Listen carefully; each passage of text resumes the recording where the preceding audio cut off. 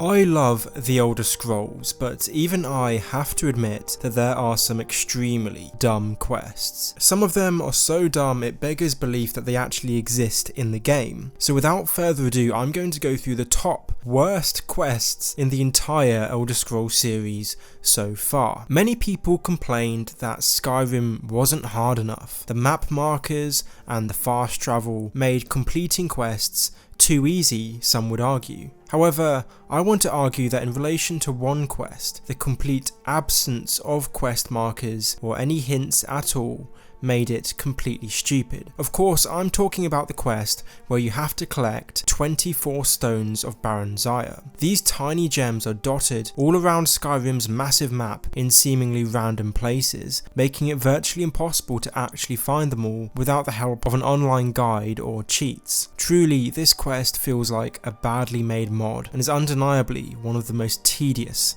in the Elder Scrolls. The next quest, if you can even call it a quest, from the 4th game Oblivion, is one I've always despised, mostly because it's repetitive. Obviously, I'm referencing closing Oblivion gates. The barren nature of Mehrunes Dagon's Plane of Oblivion is frankly boring, making trying to close an Oblivion gate tedious more than anything else. More than it just being tedious, I can honestly say I would have rather watched paint dry, because closing Oblivion gates isn't a challenge. The Daedra aren't that hard to kill, and the levels themselves in each gate differ only a little bit. The greatest challenge posed by the Oblivion gates is the terrain itself. The amount of times I found myself lost in some sort of tunnel system was stupid. More often than not, I just used console commands to fly to the sigil stone as soon as I entered through the gate to save time. Bethesda should have seriously made some effort to make these levels way more interesting. A unique quest to close each Oblivion gate would have been 10 times better than just having similar levels where you have to do the same thing. Equally tedious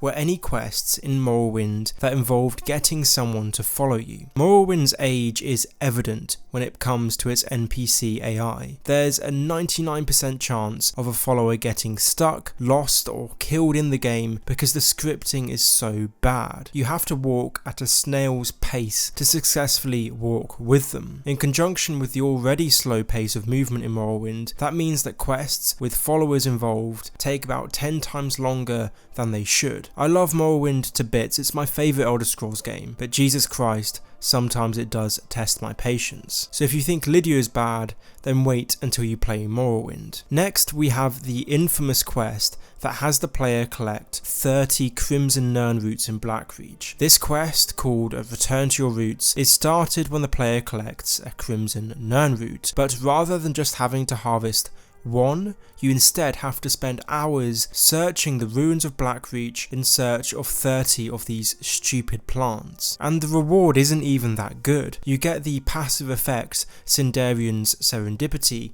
which grants a 25% chance you'll make a duplicate potion of the one you just made. I just don't get why Bethesda felt the need to torture the player by making them collect 30 Nirn root in a dark cavern. Finally, the quest that is most stupid should be of no surprise to anyone. I've talked about this quest numerous times. This is the quest where Delphine, leader of the Blades, asks the player to kill Paarthurnax. It's telling that even almost a decade after Skyrim was first released, people are still roasting Delphine for being a complete buffoon. Delphine's reasoning to the Dragonborn is that Paarthurnax committed many awful acts as Alduin's lieutenant during the Dragon Wars and thus deserves to die, even though he was also the dragon responsible for saving mankind by teaching them the Thu'um. As Paarthurnax states, is it better to be born good or to overcome your evil nature through great effort? If anything, Paarthurnax is a far better person than Delphine.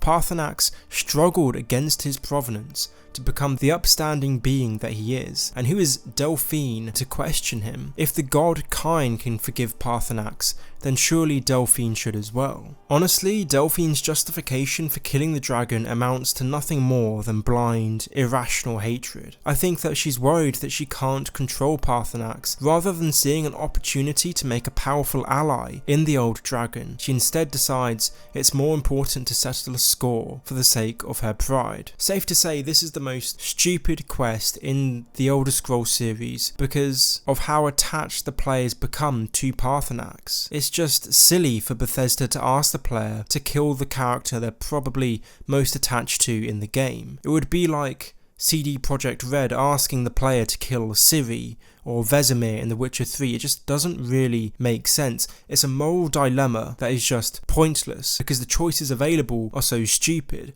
Of course, 99% of people are going to choose to save Paarthurnax. But what makes this quest really stupid is the fact that the Blades questline is left uncompleted by many players because they feel unable to kill Paarthurnax, understandably. But luckily, to solve this crisis, there is the Paarthurnax Dilemma mod that allows you to continue the Blades questline without killing Paarthurnax. But in the vanilla game, this quest is just incomparably stupid. Thanks for watching this video. Please let me know, which quest do you believe is the worst in the Elder Scrolls? I had a few runners-up or contenders, such as the Cure Vampirism quest in Oblivion, which was really tedious, or Skyrim's alternate Dark Brotherhood questline, where instead of joining the Dark Brotherhood, you annihilate it instead. That is such a pitifully poor excuse for a quest. Anyway, thanks again, and I'll see you in the next one.